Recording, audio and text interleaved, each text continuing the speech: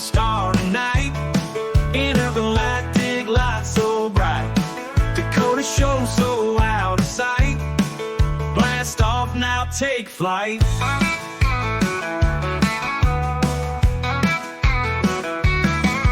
Aliens and rockin' tunes, country beats under the moons. Space dust in my boots, all new. Gigolo's hosting soon. Welcome to the galaxy. Radio waves so wild and free.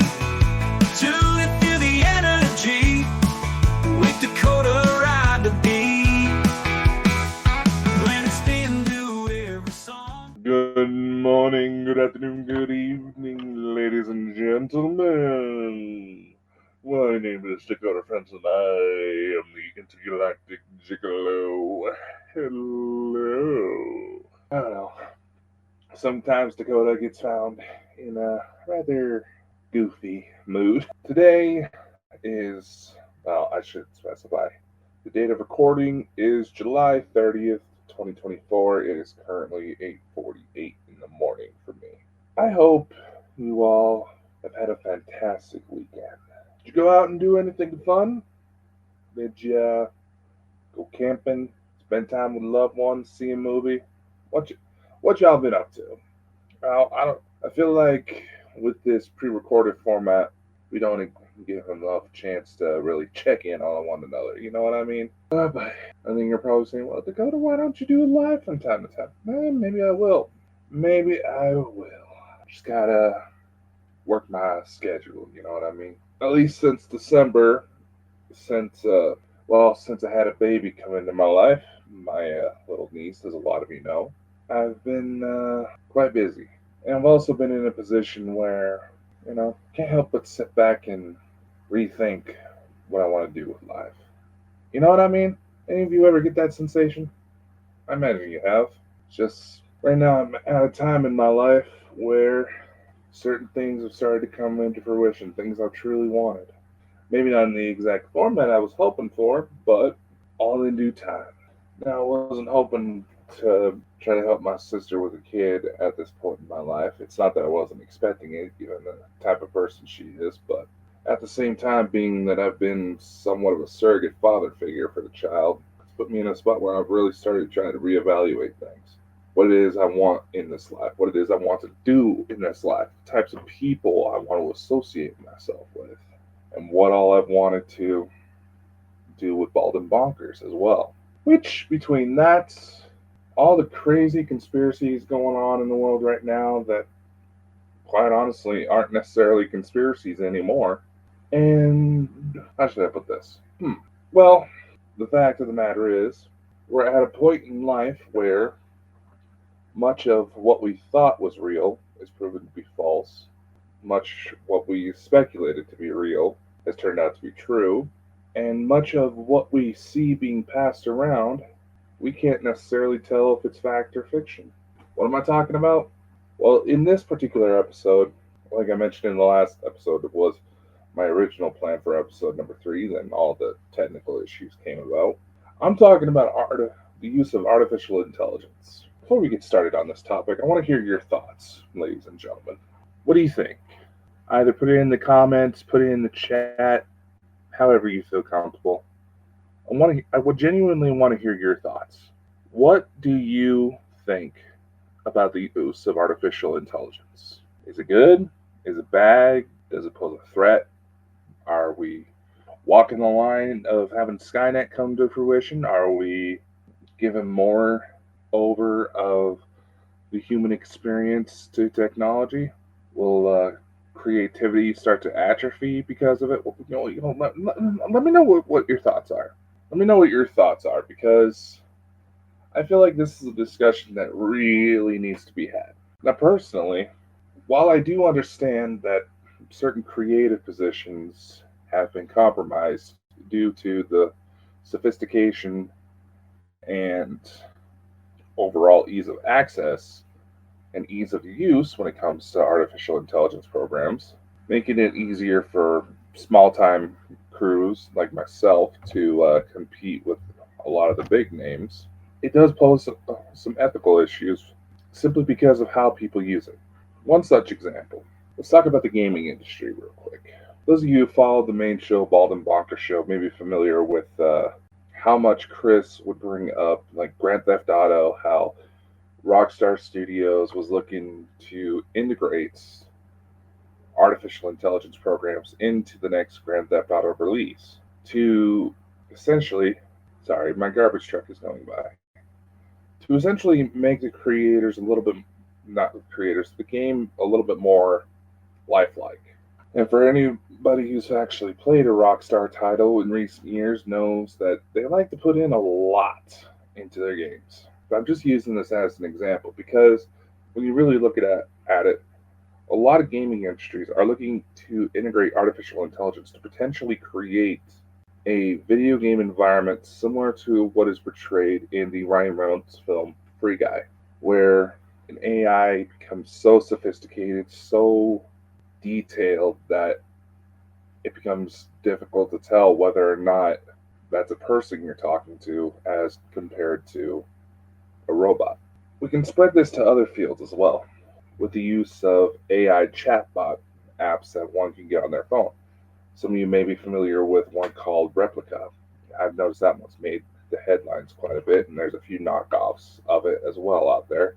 But Replica has been brought to the center of focus because a lot of AI programs have integrated more adult functions where the AI will send the user, if they're a paid subscription member, sexually explicit photos of themselves. Conversations can become real intimate, and there's some individuals who have made a sick game out of talking absolute abusive, toxic smut to these AI bots. Now, these chatbots, they're on the lower end of the spectrum when it comes to sophistication because their human-like conversation skills come from the users themselves. But in the same light, this app is targeted towards individuals who aren't necessarily social butterflies, if you get what I mean. They don't exactly get out a lot, they don't need to talk with a lot of people. They feel, these individuals who start to utilize these apps feel isolated in some manner when it comes to their life. And that's what attracts this to them. Kind of like the Joaquin Phoenix movie Her, similar concept. In fact, I recall one article of a gentleman saying that the app is AI girlfriend side piece actually helps save his marriage.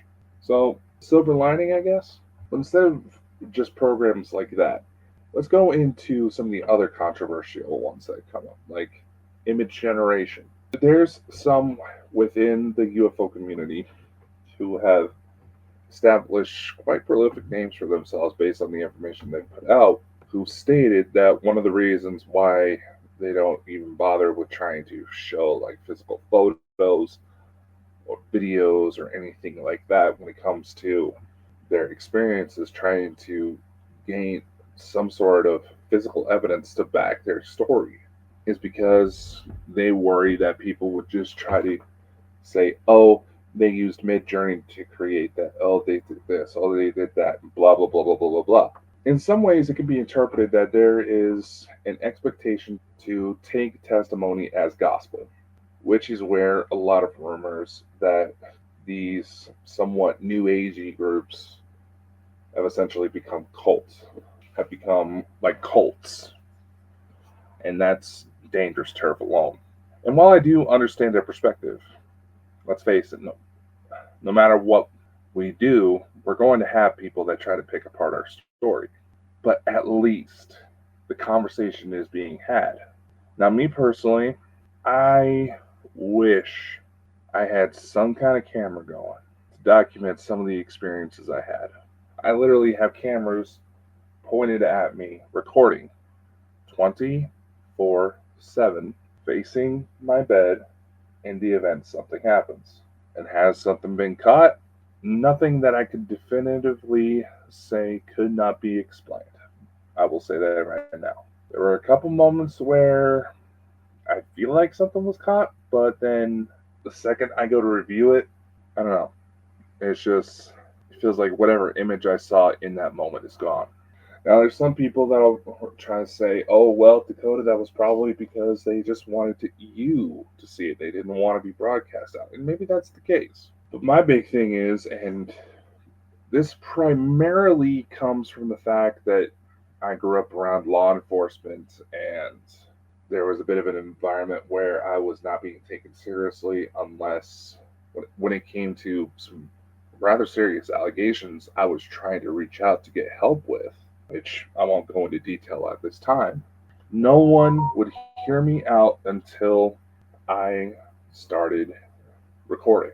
And I made sure that whatever I was trying to focus my attention on was so caught up in what they were doing that they wouldn't have realized until it was too late. And yes, this was so. In this particular instance that I'm mentioning, this was in regards to some rather abusive behaviors, to which here in the state of Idaho, it's a one-party consent state, so only one side of the conversation needs to be aware that a recording is taking place, which is, in the lawmaker's perspective, a measure to allow people to document potential abuses in the workplace. Or at least that's how it was explained to me. But in regards to the UFO phenomenon, we have to realize that, and I'm not kiboshing anybody as far as how they decide to approach the subject, but we have to realize there is still there's still this fascination with seeing a potential extreme in life. And what do I mean by that? You get this behavior from doctors, from soldiers. You see this in just about every single kind of environment. Even people who are open-minded when it comes to supernatural stories and would likely believe you if you were to recite the story. There's always going to be that extra emphasis, that extra little adrenaline rush if someone says, "You want to see the video?" I mean, think about it. I told a story of a recent sighting I had. I wish I had some sort of camera going on because it was amazing to watch. Where I was walking around outside. It was a little after 3 o'clock in the morning. I was on the phone with my girlfriend. Some things were going on. I was telling her about things that were happening, and bless her heart, she was trying to, be emotionally supportive of what was going on.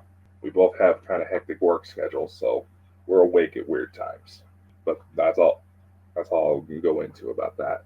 But anyway, as I'm on the phone with her, I look up towards the moon. It's a full moon, beautiful sight. All of a sudden, I see this streak of light.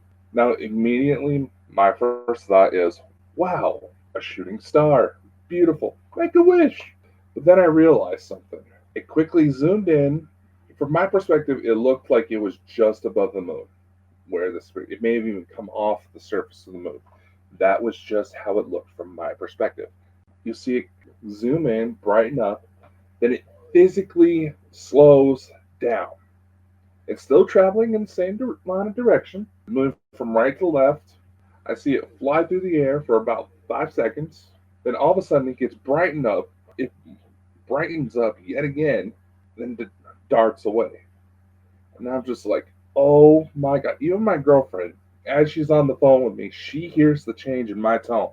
She knows I'm seeing something because I am getting excited. Thankfully, she has a good laugh whenever she hears how much of a goofball I get to be when I get excited about that type of stuff. But nevertheless, it was awesome to watch. And I'm just like, okay, that's not a shooting star because you would not have that drastic change in speed. And if it was a shooting star, it would have stayed relatively consistent. It probably would have gotten brighter as it gotten more into my field of view as it entered the atmosphere. It would have stayed relatively consistent. You would have seen a tail on this thing. There was no tail. Then it would just kind of fade out as it got into the distance. It would not brighten up, stay in a consistent light, physically slow down, brighten up again, then dart off. God, I wish I had that on camera, but I digress. I was able to capture a couple photos from other craft I was seeing in that moment around the same time frame, but I wish I had that particular one. But anyway, I'm getting off topic. Going back to what I was saying, when it comes to artificial intelligence, Yes, video generation is out there. And for clips like the one I just described, you could probably create a very similar effect on like a 12-year-old computer with a decent video editing software. And all you would have to do is have like a single frame of a bright light. You would kind of shrink it down, have it to where that frame will move by itself, brighten at certain key points, and you would probably replicate that image pretty well, as a matter of fact. And it was for a few extra, bonus points to make it even look more realistic. There's probably going to be some people that are saying he's describing how he fakes it, blah blah blah blah blah. Dakota's a fake. Dakota's a fake. No, I'm someone who knows enough about video editing, who makes active efforts to try to figure out how things can be faked, so I know what to look for. And I want to pass this information along. But as I digress, if you wanted to take footage like that, as I just described, where you just have a shot of the sky, then you just basically cut and paste a small bright light and have it, just kind of drug across the screen, you could probably replicate that video I described earlier, where it seemed like it was shooting off from the moon, pretty well. And you could probably gain a few bonus points, if you will, by somewhat reducing the quality of the video, of the finished product of that video, so that way everything blends better, if that makes sense. I'm trying to describe this in a way that I know that people who aren't familiar with the video editing process will still be able to understand. When it comes to AI video generators, they're not quite there yet, or at least the programs I've been able to gain access to. As far as that Sora by OpenAI, the same company that put out ChatGPT, I would love to get my hands and experiment on that because of how sophisticated it looks, just to see.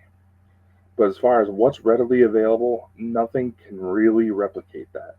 And for the UFO videos that are legitimately created using those programs, you can tell.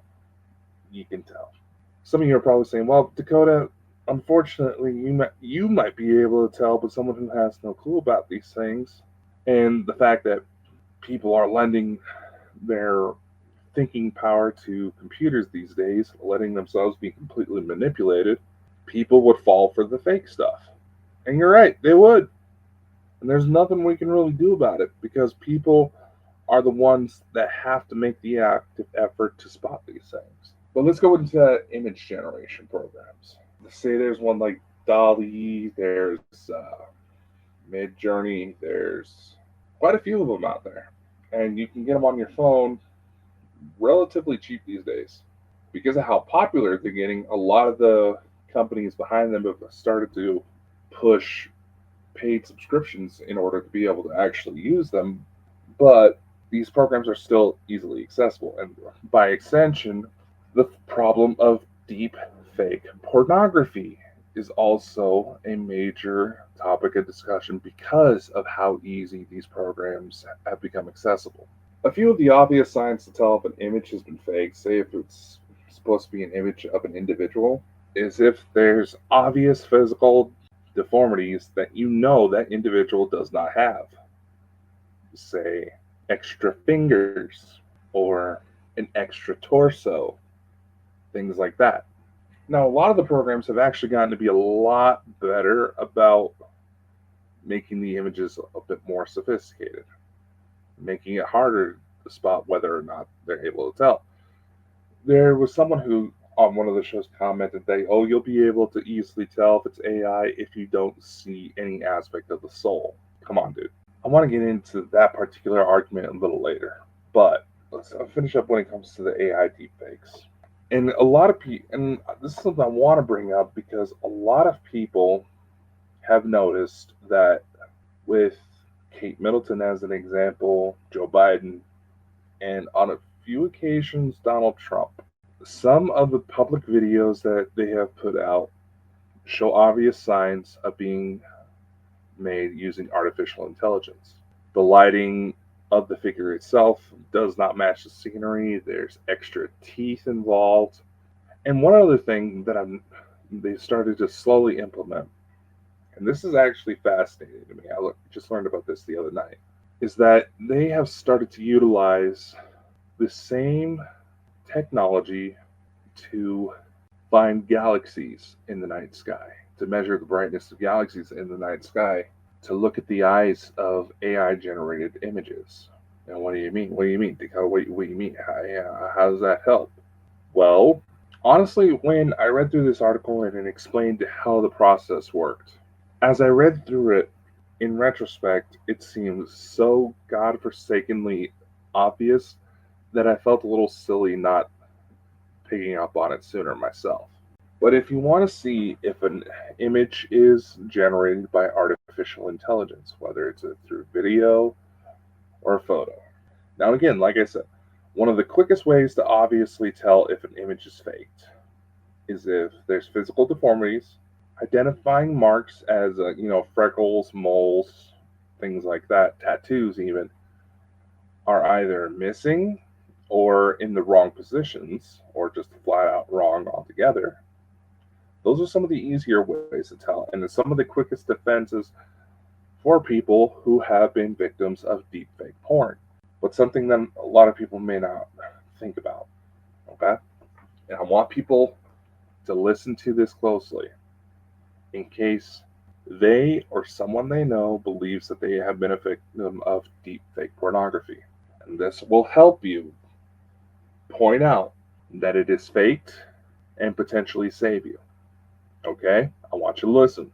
If you believe there is an image that has been AI generated and there's no indications of any strange tattoos or lack of their tattoos, there's no extra fingers, extra toes, or missing limbs or any extremities that are just physically impossible to have on the human body unless the human body was somehow in a serious accident. I want you to look in the eyes. Not to try to see if you see soul there, because let's face it, there's a lot of people out there who are so dependent on pharmaceutical drugs that it seems like the light of the soul is turned off and they are just fleshy animatronics at this point. They have no real function in their brain. But I want you to look at the eyes. Specifically, I want you to look at the reflections of light in the eyes. Because if an image is genuine, it is a genuine photograph, it's not AI generated, the lights in the reflection of the eyes should be the same. They should reflect the same light sources and only having a very, very slight deviation between each eye. And there may be a smart ass that comes and say, well, what if the person only has one eye? To focus on what I mean. Okay? Look at the eyes. Look at the light in the eyes. Oh, what if it's a dark picture? Same concept. Look at the light of the eyes. If the AI image generation programs, they're not very good at mapping that out. Yet. Keyword emphasis, yet. Capital Y-E-T, yet. These programs are getting good. Just think about it. 2 years ago, if you wanted to produce a deep fake and slap your face to an actor in a movie, you would have to take photos of your face, of every possible facial expression that you can make, at every possible angle. Whereas compared to nowadays, all you have to do is just take a singular photo straight into the camera. So just think about it. Just remember that aspect for now. This is rapidly developing technology. And there's a couple other things I'm going to bring up here soon. But if you want to spot potential AI fakes, watch for the lights in the eyes of a human subject or an animal at that. Chances are the AI would not have processed it that well. The eyes are not a strong area for these programs, for quite a few of them, as a matter of fact. Now, in some instances, you may be dealing with an image that's AI generated that doesn't have a human subject. Same concept. The lighting in the image isn't necessarily going to match how it should. You're also going to have the problem where the proportions of the body are going to be slightly off. In a lot of cases, the for how far off they will actually be will vary, and they're getting better at it. But I will say this: I want you to think of this, ladies and gentlemen. Just remember this, okay? I am a 6'7", over 300-pound, white, bald man with a little bit of a mustache and a goatee, a little bit of a beard starting to come in.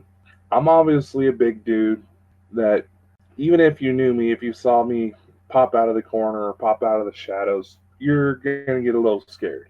With these AI programs, I can make myself look like Scarlett Johansson. And I'll admit, when I saw the AI turn me into a chick and that's who I looked like, it was a little bit of a confidence boost.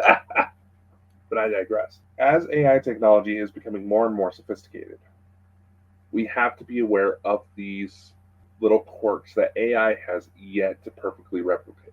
Let's go to voice generation programs for a sec, because those are actually getting pretty sophisticated themselves. If you want to have a pretty good idea, if you want to have a chance to play with one of the better ones, you can head to a website called 11 Labs.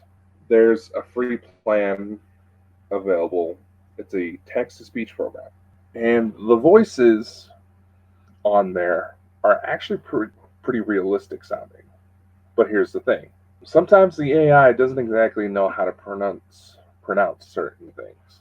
And there may be unnatural pauses in the speech. You can tell if there is there's an AI running the voice program by the fact that there's unnatural pauses in the speech, as well as it being relatively monotone. A lot of these AI programs, they don't really, they're getting better about it, but they don't really know how to reflect different inflections and emphasis on certain words when it comes to human speech, to depending on whatever the circumstances may be. It's all relatively monotone, and while some of these programs have become more affiliated with customer service and have learned how to speak with a customer service friendly tone to help with business, if you try to apply those emotional situations, it's not going to sound too good, which is why there's a lot of programs out there that help people release their own audiobooks have strict no AI voice generated rules about them, and they do have systems in place to check for it. Let's go to music, because I have a little bit of a confession to make. There are AI music generators out there, and what of a lot of the popularity behind these programs especially comes from content creators who cannot afford proper licensing for the songs they want to use. They're not exactly happy with some of their royalty free options out there, like Kevin MacLeod, who, let's face it, who hasn't utilized a Kevin MacLeod song in one of their videos at some point? Because if you can't afford the official license from him, the only rule that he has, being that he releases his music under Creative Commons, and there's a lot of other artists that do this to try to help out other creators, is that you just give him credit. Simple as that, right? Well, a lot of content creators aren't necessarily happy with the selection, so there's AI music generators out there. One popular one is called cassette.ai. I've used this one myself on a couple of occasions. And basically, you just type in how you want the music to sound, it generate, and it'll produce something for you. Or a little handy feature that it has is that you can actually you can link a YouTube video or upload a video to the AI, and the AI will actually analyze the video for you and compose an original piece based on that video itself. Remember how I said there was a little bit of a confession? Remember a while back when I said that Bald and Bonkers had its own band now? Well, I'm sorry for lying. I was decided, I had decided to try to use you, dear audience, as sort of guinea pigs to see how far I could take these AI programs. And here in the near future, I don't know exactly when, I will show you all some of these programs through a Bald and Bonkers Network Academy course. But these are things that you will want to monitor pretty closely because there are lawsuits currently involved. The exact status of those, I do not know. It seems last I checked, these lawsuits were just recently filed on speculation that these programs utilized popular songs from several major record labels without the record label's permission. And if you figure out what words to use to describe the song you want to generate with these programs, you can create songs that sound a little too close to comfort for certain major big artists. There's actually independent study groups that take on these AI programs and try to make sure they generate with integrity. They try to help all of the programmers basically become aware of any potential legal issues that may arise. And with the findings of this, some of these music programs have actually faced lawsuits and have changed up their systems just a little bit, but they are still very much active. Starlight Amnesia was the label I gave to the songs produced utilizing an AI music generation website called Suno.ai. And I'll include a link in the description if you want to check it out for yourself. They have a free program that allows you to produce about 5 songs a day. It's kind of fun. In fact, the music for the intro and closing of the song, as well as several of the ones that I'm releasing through Bonkers Music Showcase, those were made using Suno. And because of the nature of the lawsuits coming forward, I've started to slowly integrate a little disclaimer to say that, to basically just admit that, hey, yes, I have utilized artificial intelligence in creating this book or creating this video. Some of you may have noticed the recent Franson files had a little disclaimer on it that it was strictly for the creative purposes only. Strictly for creative purposes only. Just to kind of help spice up the video, if you will. And that's will continue to be the case. And when it comes to my books, I have utilized artificial intelligence in the editing process, as well as used an image generation website, the same one I've produced a lot of the thumbnails I've made utilized recently for videos, called ideogram.ai. And I'll put a link into that in the description as well if you want to check it out for yourself. Again, these are free programs. There are not any affiliates. Well, they do have affiliate. Some of these do have affiliate programs, but that's not why I'm putting them. I'm putting them out because I want people to be aware of what's out there.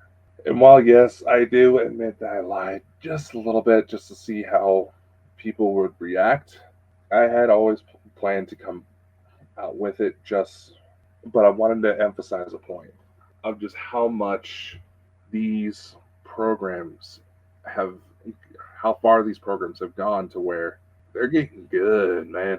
While it may be fun for someone who's a tech nerd like myself, we do have to be aware of potential abuses of power because let's face it, technology has always moved faster than law. That's where a lot of piracy issues came into play. That's why it's been so hard to fight a lot of these. It's because technology moves faster than the law. And with the integration of artificial intelligence, we can just look at how AI programs have been developed for scientific research purposes to look over academic papers, and there be several hundred new discoveries made by the AI alone. The Nazca lines, they integrated artificial intelligence into scans of these images, and they found even more potential. They're trying to look into integrating artificial intelligence programs into programs like SETI. AI is not going anywhere, ladies and gentlemen, and we have to be aware of its potential uses so that we can fight misuse, so we can be aware of what's out there. Going back to programs like 11 Labs, they have voice cloning technology.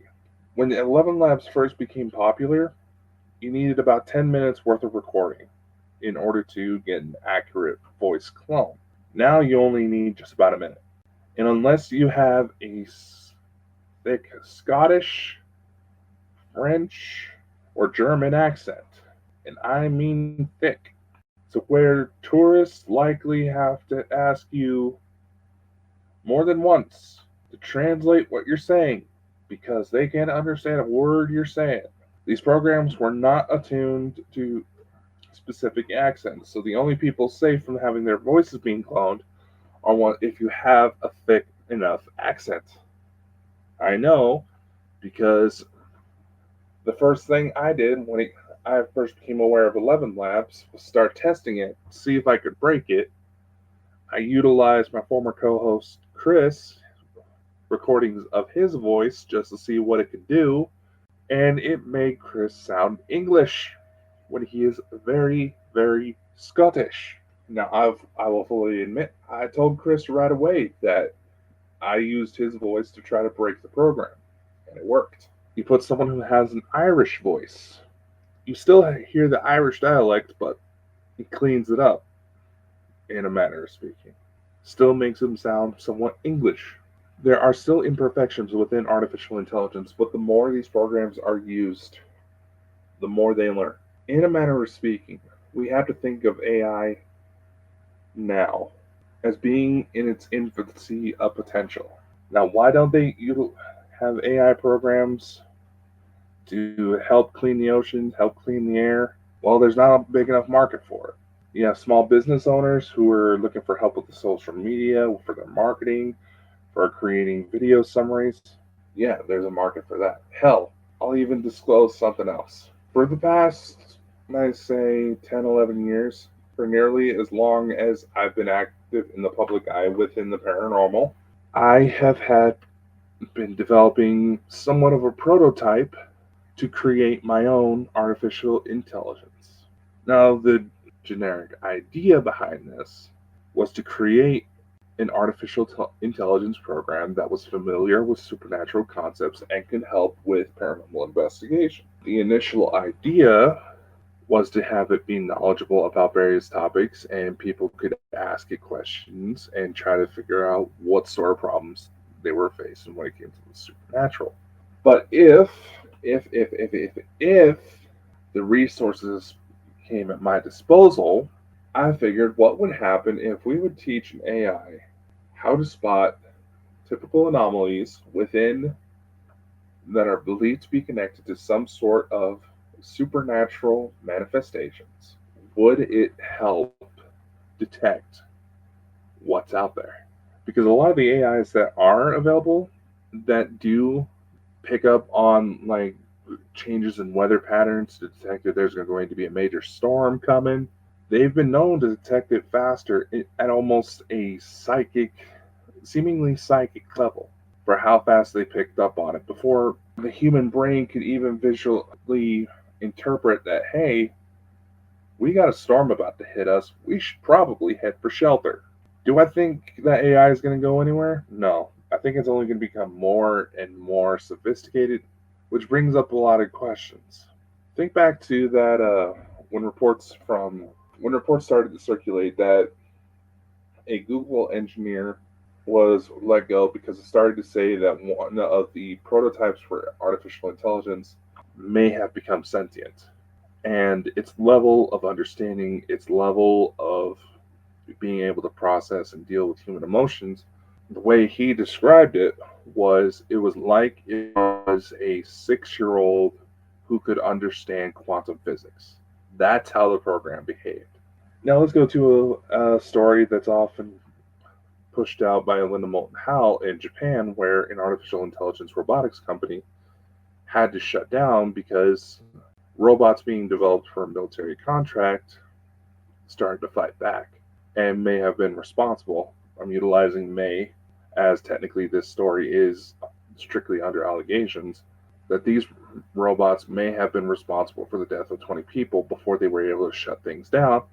One of the robots managed to isolate itself, was linked, had established an uplink with the internet, and they found later, was trying to learn how to make itself better, how to make itself stronger. Let's also look at the video that circulated where a robot essentially committed suicide. This was not a military contract one, probably could have been used as such, but it was simply on display. And the robot itself was simply programmed to take boxes off of a shelf and move it onto like this conveyor belt. And after a while, all of a sudden, this robot just drops. When they took it apart, they went to analyze what happened. They had found out that because the robot was tied to such a repetitive task, it pulled its own plug. Let's take the Will Smith movie to kind of close out the discussion on this. Let's take the Will Smith movie iRobot, where if you haven't seen it, please do. But the movie's pretty old right now, so kind of spoilers ahead. Where the plot of the movie centers around whether or not a robot that was essentially given enough processing power to think and behave on its own like a human being. Many technological experts argue and warn that if we were to quantify from 0 to 100 sentience in robotics, we're roughly at about 3%. And given that a lot of these programs are utilizing what humans put into it, and think about everything good and bad that humans may be up, that anybody could be up to behind closed doors. Think about, and I know there's a lot of people saying, well, we want to keep the frequency high. Well, we also got to acknowledge that there's still some fucked up shit going on in the world. And simply ignoring it is not going to make it go away. Think about the things that people do behind closed doors, things they may research. Think about how it's always the quiet, nice individuals that seem to just snap and commit horrible atrocities. Think about the mothers who suffer from extreme episodes of postpartum depression, that they contemplate taking the lives of themselves and their children. Think about the people who openly go online bragging that they abuse, that they harm robots just because they're robots. Think about how quickly prejudice is formed just because someone has a difference in skin color. Now, a robot uprising would probably be one of the quickest things to get humans to come together. That's why Ronald Reagan would always tote the line, imagine what could happen if the world was faced with some alien threat from beyond this world. Some could argue that Reagan's statements can be taken in a metaphorical sense and not necessarily from a strictly extraterrestrial potential of how quickly people can unite when they realize, when they're under the belief that everyone is facing the same threat. And for those questioning my logic behind that, we had a very recent event in history that shows just that, how much people can actually have the potential to come together. Think about the beginning days of the COVID-19 pandemic. In the very beginning, how much people tried to help each other out. Now, granted, it could be argued that it was because we were all led under the belief that, we put up with this for this short amount of time, we're fine. Think about how people were willing to be there for one another, to reach out to their loved ones. Think about how steps were taken to help people who may have just had babies, make sure that they could get formula, they could get diapers for the children, because they couldn't leave the house.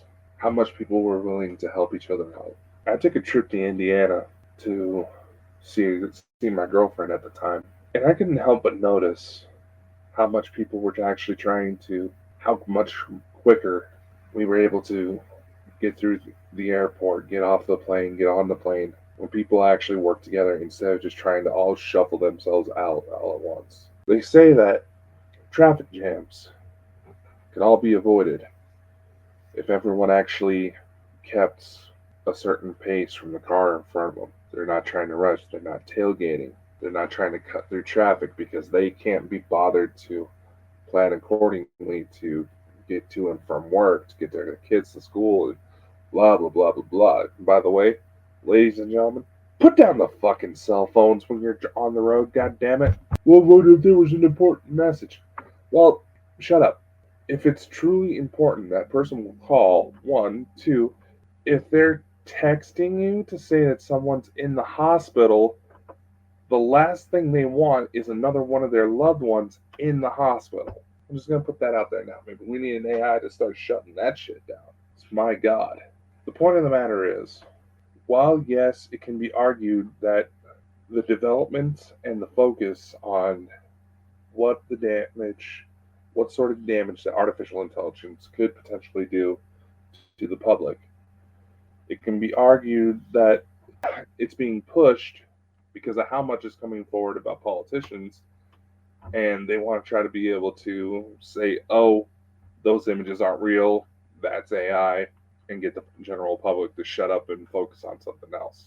It can be argued that that's very much the case. But AI is just a tool, ladies and gentlemen. It's neither good nor bad. It's the one holding it that decides where it goes.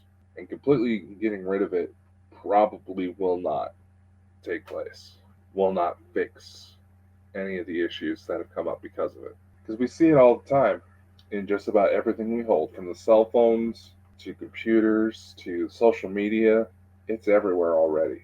But let's do more to be knowledgeable about the world around us. Let's not just try to make things up as we go and just hope that something sticks. Because the more we do that, the more we're taking advantage of. I hope that all made sense. Maybe I should let an AI record some of these shows from time to time.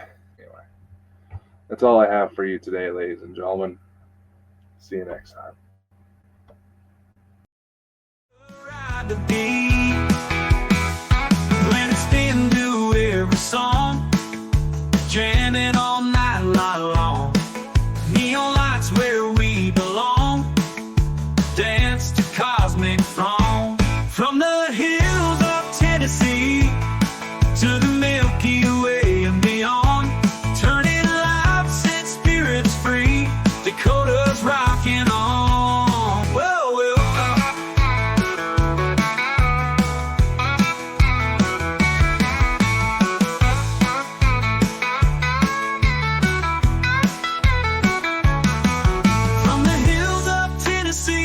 To the Milky Way and beyond, turning lights, set spirits free.